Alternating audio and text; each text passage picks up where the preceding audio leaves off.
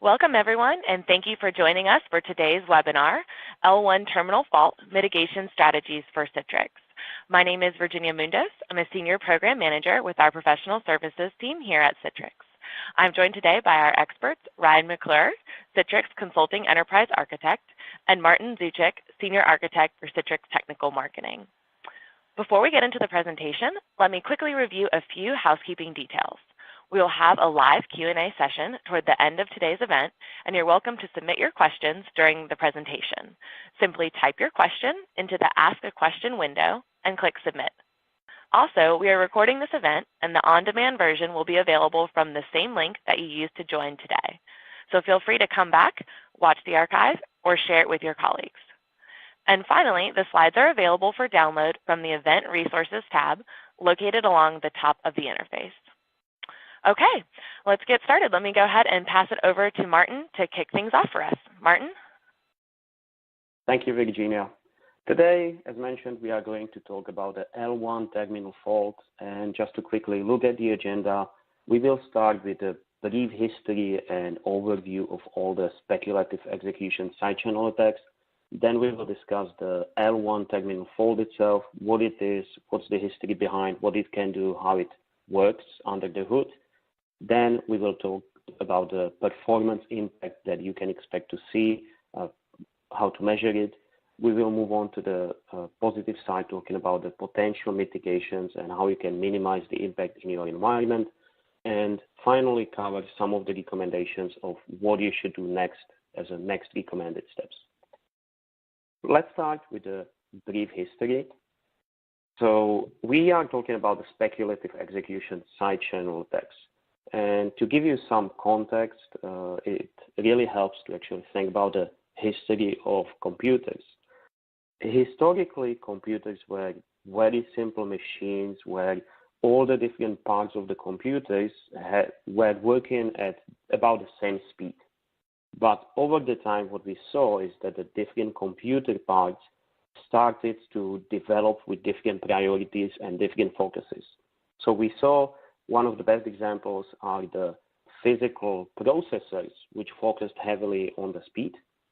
And for example, the physical memory, which was focused on capacity, but the speed was actually lacking. So if you have a look at the speed of the physical memory and speed of the processors, you could see that every single year, the gap in performance was getting bigger and bigger and bigger. So what started happening is that memory was acting as the performance bottleneck.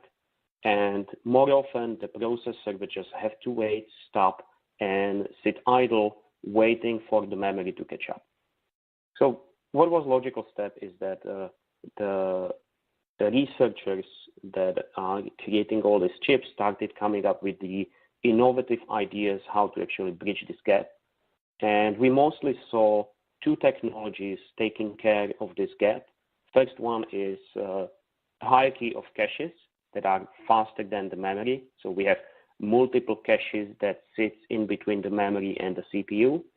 And the second approach that we saw is speculative or predictive execution, where the processor is not waiting for the memory to catch up, but it's kind of trying to predict what's going to be needed next, and it's trying to fetch the data in advance, and it's trying to do all these calculations even before they are needed.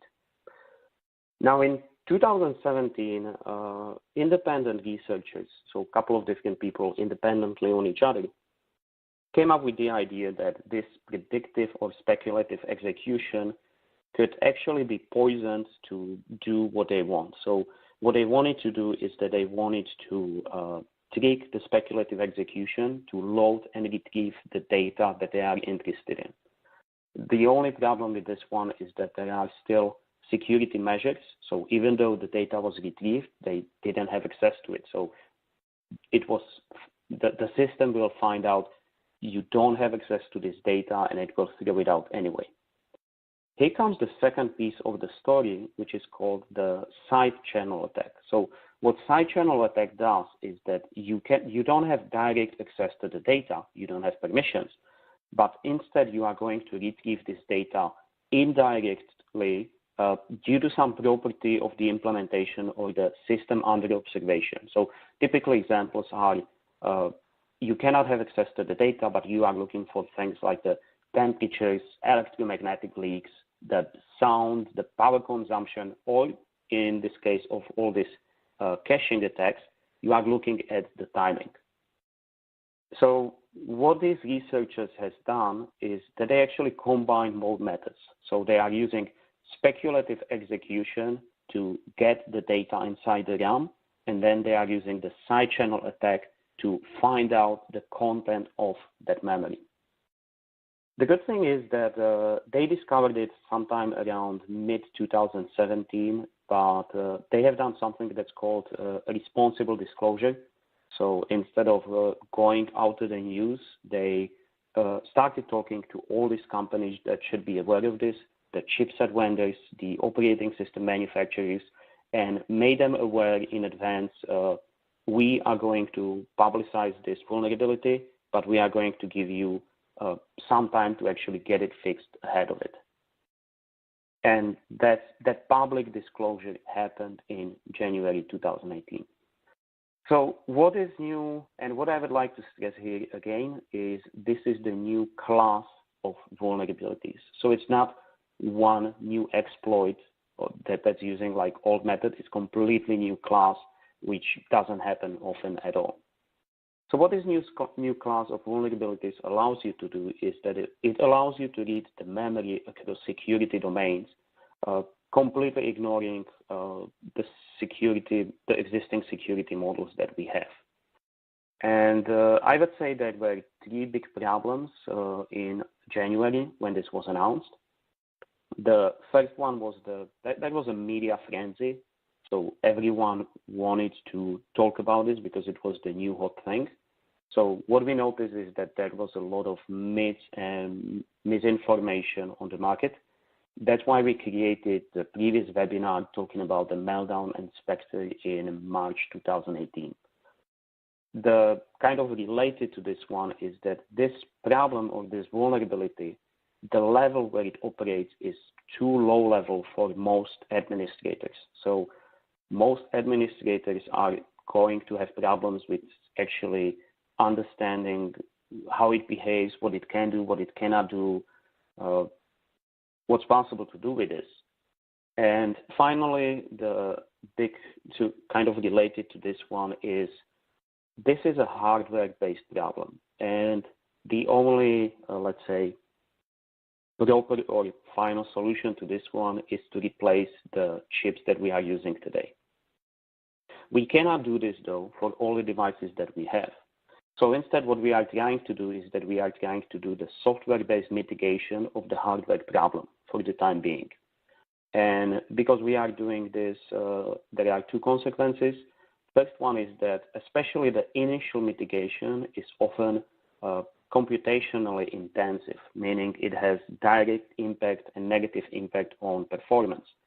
Very often these mitigations in a first place are just going to turn off the performance enhancement feature that is being used, and later on they are trying to fix the right balance between performance and security, but it's security first with all these patches.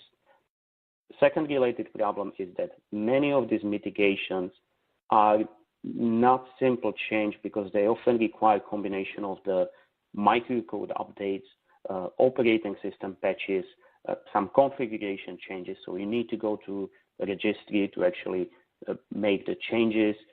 They require new versions of the compilers. They may require recompiling all the applications. So as you can see, this is definitely not something easy. Also, something that I noticed while I was talking about this new class of vulnerabilities is that most people think it's the Spectre and Meltdown only. And what they don't realize is that in 2018, only in this year, there are actually over 10 distinct variants that have been released. And I have the short summary list for you that I'm showing here. This is not a complete list. So here we are missing many variants that are just slighter variations, the Meltdown Prime, Spectre Prime, for example. So these are just kind of the more distinctive ones. And as you can see, based on the name, one of the problems is that many of these variants are sharing the same name. So people know Spectre, Meltdown, and now the Foreshadow, but they don't actually realize that just by these 3 different names, we are actually talking about 10 different variants easily. So now let's move on to the current date and let's talk about L1Terminal fault. And L1Terminal fault is also known as the Foreshadow or the Foreshadow-NG next generation. It was discovered in January but publicly announced in August 2018. And it's quite interesting story behind. So at first, the security researchers, and it was 2 independent teams, decided to find a way how to read data from so-called Intel Software Guard Extension, SGX. This is also called as a secure enclave. And the SGX, it's the set of CPU instructions that allows the user-level code to allocate kind of private and secret and encrypted regions of memory, and we call them secure enclaves. What this means is that the application running on the user level can actually create the protected part of the memory that not only the operating system cannot read, but even the hardware on the same machine cannot read it. Only the processor is trusted enough. So it allows you to run authenticated code in potentially malicious environment. And of course, the SGX, this is something that's used for the digital rights management, for encryption. I know there are very few projects for the cryptocurrencies that wanted to use this. So what these researchers came up with is the original Foreshadow, and it's the hardware-based speculative execution cache attack that allows attacker to read the data out of the L1 cache. Now, if you remember before, I was talking a bit about the multi-layered caching that's closing the gap between performance of the processor and the memory. We have pretty much the common ones are 3 levels of cache, L1, L3, L2, and L3. L3 is the biggest one and the slowest one, and it's the shared cache. L2 is smaller and faster. L1 is the smallest, and it's definitely the fastest. So on the average, we are talking about 32 kilobytes is the average size of the cache. So this attack allows you to read data from this L1 cache, and it will completely ignore all the security boundaries and all the security that you have in place to actually prevent this from happening. The Foreshadow works in kind of 3 phases. The first one is that it will get the secrets cached in the L1 memory. Then it's going to poison the page table entry or unmap it effectively. And finally, it's just going to execute the meltdown-like attack to retrieve this data from this protected memory. Now, interesting thing what happened is that, as I mentioned, the first variant was actually targeting the SGX only, Intel SGX. And these independent researchers, again, did a responsible disclosure. So they went to Intel and they notified Intel, we found this vulnerability. This is the proof of concept code. This is the documentation. And Intel researchers started to reproduce this problem. And not only they confirmed, yes, this method can be used to read the data from the SGX, but they actually came back and said, we found 2 additional variants where you can use the same approach, but not only against SGX, but you can use this to attack the operating system itself. So it's called the intra-operating system attack. And you can even do this for the inter-virtual machine attack. So pretty much meaning that one virtual machine can read the data from the other one.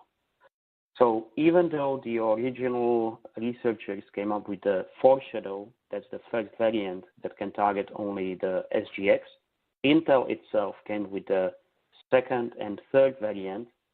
This is what is called Foreshadow-NG, and this is much worse than the original discovery. Now, if you are confused by the name, the Foreshadow is the original name from the security researchers. L1Terminal fault is the name that Intel is using for this family of vulnerabilities.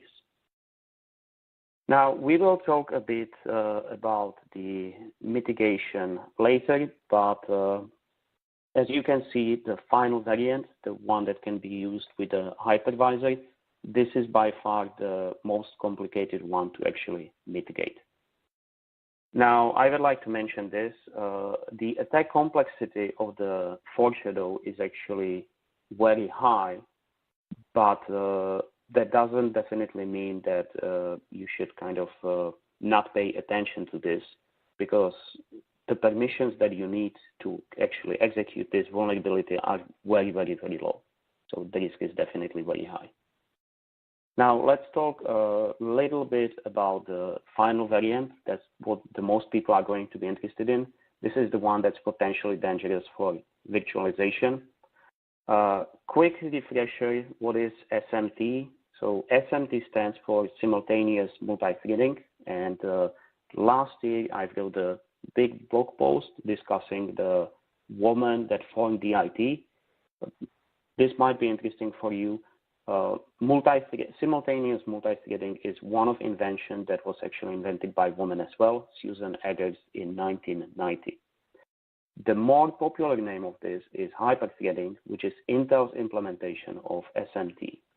And what hyperthreading allows you to do is that it allows single physical core to act as multiple virtual processors. Now, this doesn't mean that your performance is going to be doubled, but what we observe over a long time is that it will add about 20 to 30% to performance in virtualized Citrix environments. So what we are doing with hyperthreading is that we have two separate threads of execution. We often call them siblings, and they are acting as independent virtual processors. At the same time, they are sharing some resources. Of course, they are sharing the physical core itself, but what is actually works for us, and what's the real problem, is they are also sharing the L1 cache. And because they are sharing the L1 cache, and L1Terminal fault allows the attacker to read data from L1 cache, what this means is that a virtual machine that is using or running on the first virtual processor can potentially read the data from the virtual machine that is running on the sibling thread. So that's why there is potential impact for the virtualization. So this is what L1Terminal fault actually is. To just quickly summarize, it's a hardware-based attack that at this moment, based on everything we know, is limited to Intel only. The mitigation allows the mitigation involves operating system patching along with hypervisor and microcode updates. If you are patching the bare metal system, the patching is actually much simpler. But in virtualized environments, there are multiple components that you need to patch to mitigate this vulnerability. It's very similar to Spectre and Meltdown, and don't forget to prevent the intra-VM mitigation. Intra-VM means that from user mode, you can read the kernel mode memory, for example, or one process can read memory from another process. You need to make registry changes on the server operating system to enable these mitigations. And as mentioned before, talking about the impact, because this is still quite new vulnerability class, and we started seeing the first patches being available, there's always going to be performance impact of this. And I would like to ask Ryan if he can start talking about what we've been seeing so far.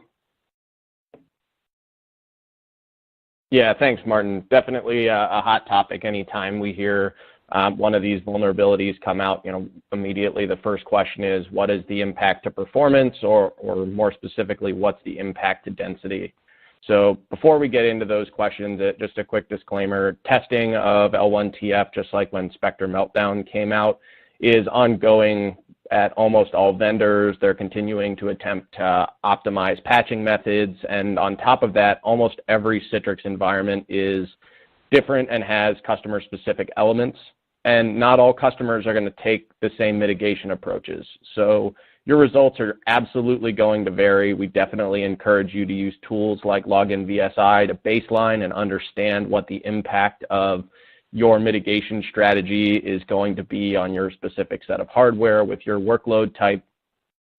But we at least wanted to cover kind of some of the basics and key variables so that our customers have a feel for kind of order of magnitude and the things that they should be paying close attention to. Some of the data presented in the following section is also from third-party sources, so Citrix doesn't necessarily endorse those views or facts presented, but they may be of interest for the given topic. So with that said, let's dig into some of the key variables that can impact performance and density, or more specifically, can vary the impact that mitigation has. So the first one is the hypervisor. Not all hypervisor vendors have taken the same approach to initially mitigating that 3646 particular sub-vulnerability. So that's the one with SMT or hyperthreading. Approaches range from proprietary scheduler changes to disabling hyperthreading at the BIOS level, or some are kind of a hybrid where they have a proprietary name associated with them, but effectively all they're doing is disabling hyperthreading in the short term. So depending on the hypervisor you're using, and as we'll get into later, also the operating system sitting on top of that hypervisor, the steps you need to take for mitigation vary a bit based on the vendor's recommendations. The next one is overcommit ratio. So if you're a customer that runs with heavy CPU overcommit ratios, because we are pushing hyperthreading more to its limits and there isn't necessarily a way for the hypervisor to schedule each process on a separate core, there's a lot of swapping between those sibling threads on the hyper-threaded cores, and performance impact is going to be higher than, for example, a customer that is running with more or less a one-to-one vCPU to pCPU allocation. So we've been saying for a while in our Citrix deployments, particularly on a server-based workload, so for those of you that are XenApp shops, that 2-to-1 is roughly the ideal oversubscription ratio. For some customers, it was 1.5-to-1. For other customers, it was slightly over 2-to-1, but right around 2-to-1 ended up being that sweet spot over and over. We haven't necessarily seen data to state definitively that's not going to be the case anymore, but that's definitely one of those variables that you're going to want to look at as you run your next iteration of load tests is, hey, maybe 2-to-1 was best for me today, but maybe it goes to 1.5-to-1, or maybe even 2.2-to-1 ends up being the right approach after I implement some of these mitigation steps. Some other factors, the operating system. So similar to Spectre and Meltdown, we see that client operating systems are more heavily impacted than server operating systems. We've also seen that Windows operating system workloads are slightly more heavily impacted than Linux. Certain L1TF optimizations or mitigations such as HyperClear, which is Microsoft Hyper-V's mitigation, are also specific to the OS version they're running on, so Server 2016 in this case. So the mitigation strategy, if you're running 2012, is different than if you are running on 2016. And then last but not least is the workload. So more often than not, these mitigations currently depend on some form of isolation between contexts. So two VMs, the VM versus a hypervisor control action running on sibling SMT threads from a single core. So those sibling hyperthreads from a single core. The more frequently the context of these threads changes, so from one VM to another VM or from the VM to the hypervisor, the more often the L1 cache needs to be flushed, which isn't a particularly intensive process because the L2 cache, as Martin referenced, is still pretty darn quick. but not quite as fast as the L1 cache. So in aggregate, a rapid switching between, or a rapid flushing necessitated of the L1 cache as we switch between contexts for these threads, in aggregate results in a higher performance impact. So if we look at a quick summary by hypervisor in terms of what's required to actually address these vulnerabilities in total, at least as they're understood today, each hypervisor has a slightly different combination of actions required.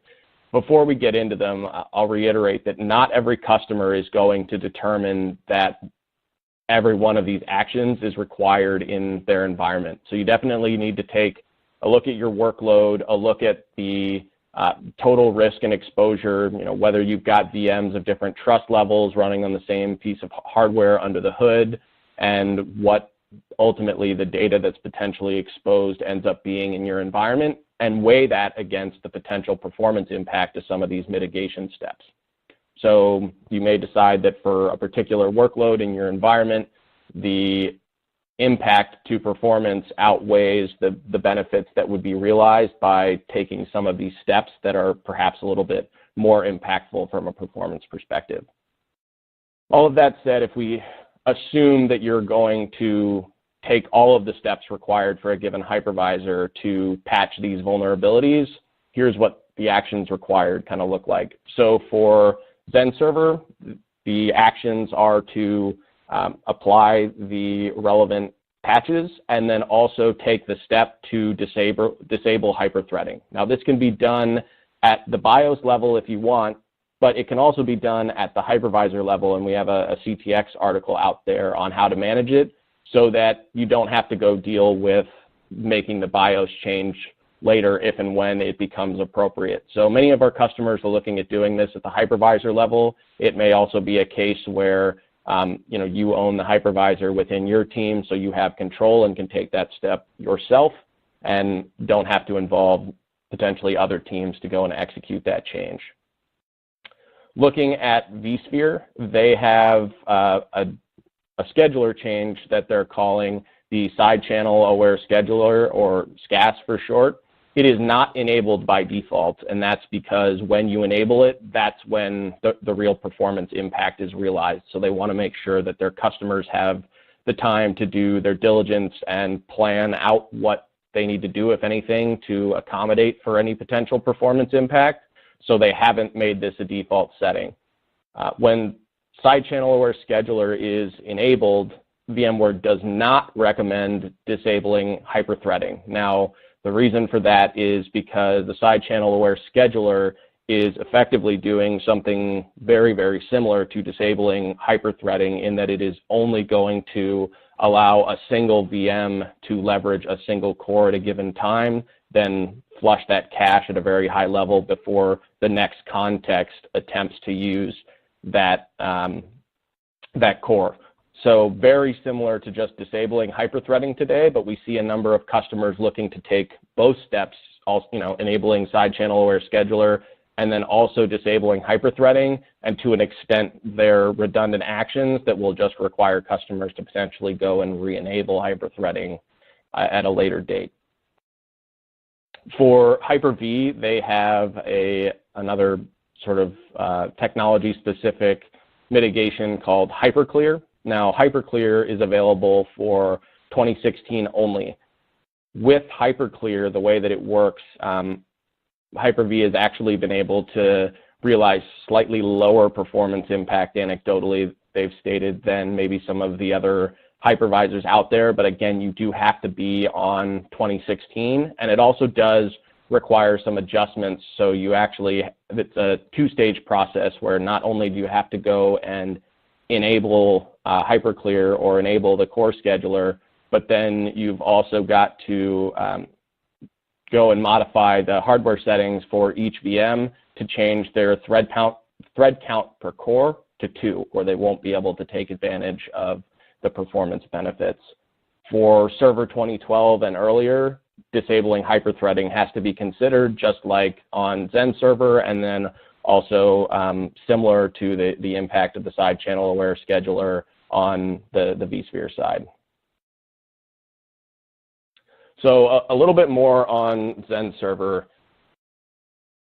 CVE 3646 is not completely mitigated on XenServer without disabling SMT or hyperthreading. So the patch is actually for the 3620 vulnerability only. So you'll have seen on the previous slide that there's that toggle you can check to verify the L1D flush is enabled, which is default after the code update. And these patches are going to be available for XenServer versions 7, 7.1, CU1, 7.4, 7.5, and they're also built into 7.6. On top of that, BIOS updates may be fully required to mitigate 3620 from an SMM perspective. So we've been able to patch from the OS side, but on the SMM side, you may require the microcode update at either the hardware or firmware level. So the moment we've kind of all been waiting for some initial test results. So several vendors and partners have conducted testing on L1TF to date. They're ongoing and the results are definitely subject to change. As we discussed previously, there are a number of variables involved and optimization of the patches is ongoing. But this initial testing has shown that performance impact can actually fall into a pretty wide range. So as low as 5%, as high as 30%, or even potentially more than that in the most extreme cases.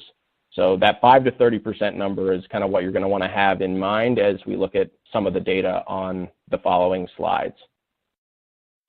And kind of one last note, during capacity planning, I think a lot of customers start to forget about the fact that they designed upfront for N+1 level redundancy so that they can do things like rolling upgrades and also tolerate the failure of a single host, just because we may be taking on a performance impact associated with vulnerabilities rather like Spectre Meltdown or L1TF. We don't all of a sudden want to lose that built-in degree of resiliency or redundancy. So if we take a look at some of the data, the way that these tables are laid out, and this data, by the way, is from our friends over at Login VSI. The way that these tables are laid out is the top value is essentially without the mitigations in place, and the bottom value is with the mitigations in place. So you can see that based on this 6 VM, 4 vCPU spec, because oversubscription was minimal, the VSI max, which is kind of the score that reflects the number of users we could anticipate getting on any one of these VMs, doesn't vary a whole lot. 3 users could be essentially a rounding error. So they dug into this test data a little bit more and realized that this was essentially a result of the underlying hypervisor being able to work out a scenario where essentially it didn't need to use hyperthreading. So effectively disabling hyperthreading didn't really impact it at all because it wasn't something they were needing to do in the first place. So by adjusting the VM specs to have more VMs and also additional vCPUs per VM, the oversubscription ratio went up. So we kind of covered one of those variables that we talked about previously. And you can see that now we went from 196 down to 186. So much more in line with that, 5, 6, 7, 8% on a modern operating system, a server-based operating system. So we would expect it to be, as we discussed earlier, maybe at the lower end of the range, and that's what we see with these tests. Now, if we look at a client-based operating system like Windows 10, the same type of setup from a hardware perspective, we can see that the impact is now in the mid-20% range as opposed to being in the mid-single digits, again, because we've moved to a client operating system as opposed to a server-based operating system. So we see a lot of customers out there that look at using client-based operating systems that maybe don't have a specific reason to do so, and they're doing so because perhaps they haven't had time to do some of the application rationalization that comes with validating that applications are compatible with a server-based operating system as opposed to a client-based operating system. They just like the concept of users having their own instance of the operating system from a resource isolation perspective, or maybe they've just heard the term VDI over and over and over again so many times related to a client-based operating system that that's the route they went without maybe any real technical reason under the hood. So this is just another sort of data point that reinforces the value of planning out those FlexCast models that you've heard us talk about over the years and making sure that your users are mapped to the proper model. And if you can perhaps give them a server published desktop, or they're a good candidate for published applications rather than that full Windows 10 instance, that's another way that you can look at perhaps clawing back some of the impact associated with mitigating some of these vulnerabilities. So some key takeaways from these performance tests. L1TF is not the only vulnerability to be announced this year. As Martin mentioned, there have been multiple variants of Spectre and Meltdown as well. And on top of that, many customers are also working through the upgrades from Windows 7 and 2008 R2 to Windows 10 and 2016, all at the same time. You may also be asked to introduce new security tools into your environment to provide your security team with increased visibility. All of these changes have an incremental impact on density. So to make the assumption that, hey, we've got a couple thousand users running on this set of hardware today, we're going to make the move to new OSs, we're going to mitigate the vulnerabilities that have been announced, we're going to add the security suite to our image, and we're going to run it on the same hardware tomorrow. Those are the types of assumptions we've seen customers try to make, and they've obviously been challenged when they see that maybe they're not getting the same density after introducing all of those changes as they were getting on Windows 7 and 2008 R2 before introducing all of those changes. So the aggregate of all of those efforts over the course of the calendar year 2018 is what we're seeing a lot of customers ultimately being impacted by, rather than just purely mitigating L1TF or only the operating system change or only Spectre Meltdown. So definitely key to remember that we're often talking about a lot of variables here, and when we're doing our load testing to validate what the impact of any one of them is going to be, we've got to make sure that the rest are held in constant. In the past, we've also had customers report metrics such as storage I/O and login times may also be impacted by some of these mitigations. So while we've been laser focused on CPU and all of our discussion to date, just keep an eye on other metrics in your environment that speak to overall hardware health, like storage performance or I/O demand, user logon times, just the interactivity of a session, rather than purely, okay, this was the impact to my CPU, and because I've managed that properly, I can assume that my environment is performing today just like it was previously. The good news is a lot of new processors that customers are buying as they go through their hardware refresh cycles have helped mask some of the raw performance impact associated with these mitigations and OS transitions. So it hasn't been quite as apparent as perhaps you'd expect it to be. In fact, you may remember this rule of 5 and 10 that we've been discussing for years now. For those of you that are slightly less familiar with it, the rule of 5 and 10 is essentially the number of users per core we can expect to get when we're talking about VDI workloads or client-based operating system workloads and server-based workloads or published apps and server-published desktops. So at a very high level, if you were just looking to rough out a hardware estimate, you could take the number of physical cores on your boxes, multiply by 5, and that's the number of VDIs you could get. You could take the number of physical cores on the box, multiply by 10, and that's the number of concurrent server published desktop or published application users you could expect to get on that piece of hardware. But in light of Meltdown, Spectre, L1TF, and some of the other variables that we've discussed, is that still the case? Well, to an extent, we've seen customers, because of the new processor families and whatnot, kind of getting away with continuing to use that rule of 5 and 10. If you're also going to be one of those customers that doesn't take a 100% mitigation approach, and maybe you just decide that going all the way to disabling hyper-threading is a step that your organization deems out of balance with the business impact and the cost associated with it, the rule of 5 and 10 may hold up perfectly true for you.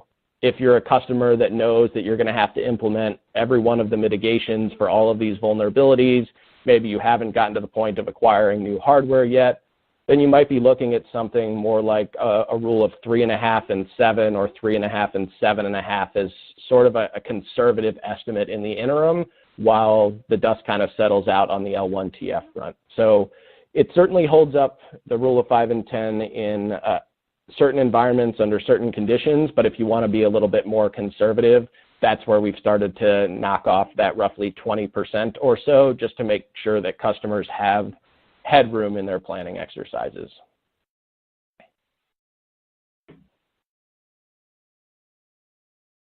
So we've talked about what steps we can take based on our hypervisor vendor, the operating system, and the underlying hardware to mitigate these vulnerabilities insofar as they're understood today. But what else can we do if perhaps we're looking for ways to offset the overall performance impact that patching things like L1TF introduces into our environment without potentially going as far as the 100% mitigation approach? So one of the first things that our customers are looking at doing is evaluating whether VMs within a given host or a cluster are of the same or different trust levels.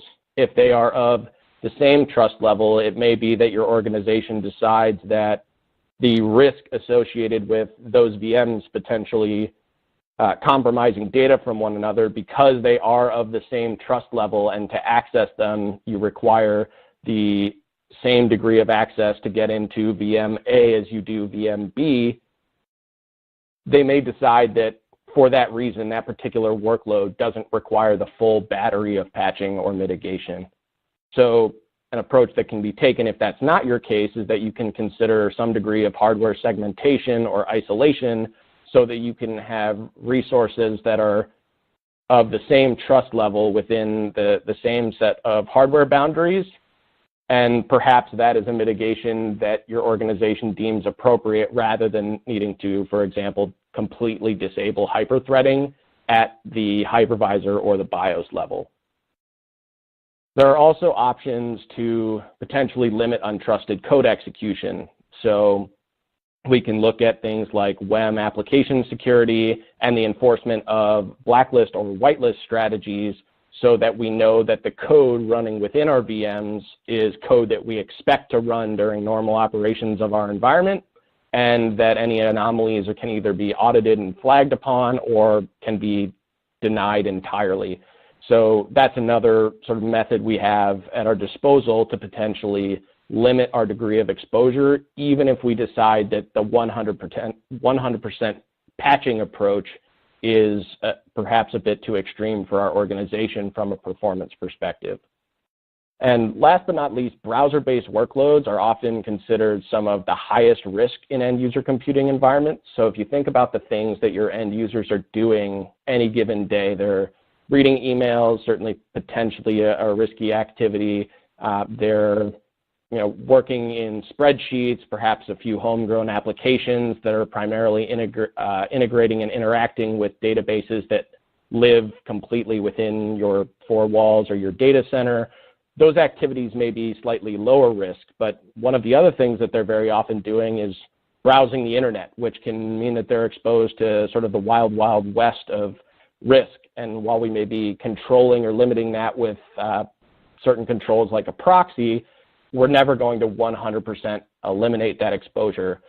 So customers are looking at things like creating a browser enclave where they've got all of that browsing workload isolated to a specific set of hardware, or they're also evaluating the Citrix Secure Browser Service or similar alternatives to offload that high-risk user behavior to a third party, in this case Citrix or any non-customer owned hardware, so that those user sessions, in the case of the secure browser service, are running on Linux-based VMs consumed as a cloud service rather than within your data center on your customer-owned hardware.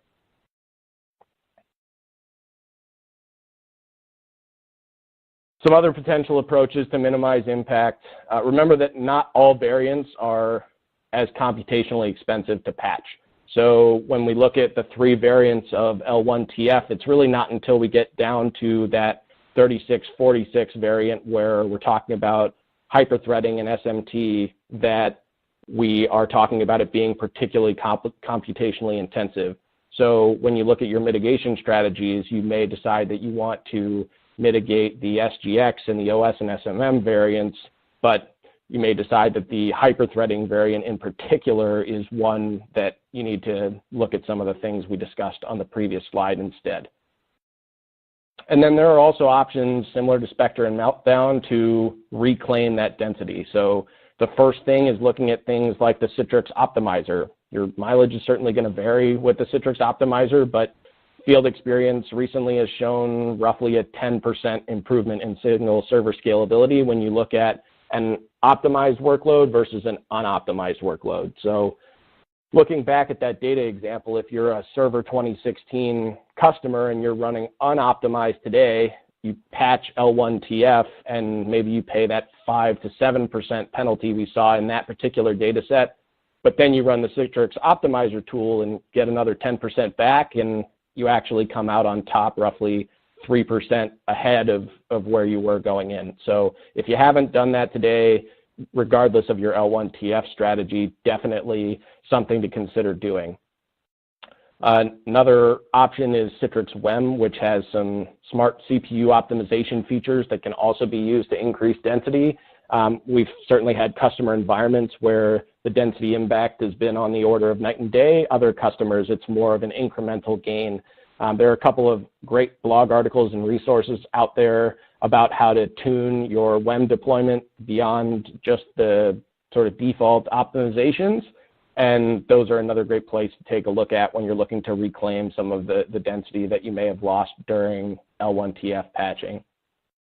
You can also evaluate hybrid cloud options to burst capacity. So if you realize that this density is only going to impact you maybe 10 to 15% of the time when your business is at its absolute peak load, and it maybe doesn't make sense to go out and buy a whole bunch of new hardware to address just that peak need, you can look at consuming a hybrid cloud type solution to burst that capacity if and when it's needed.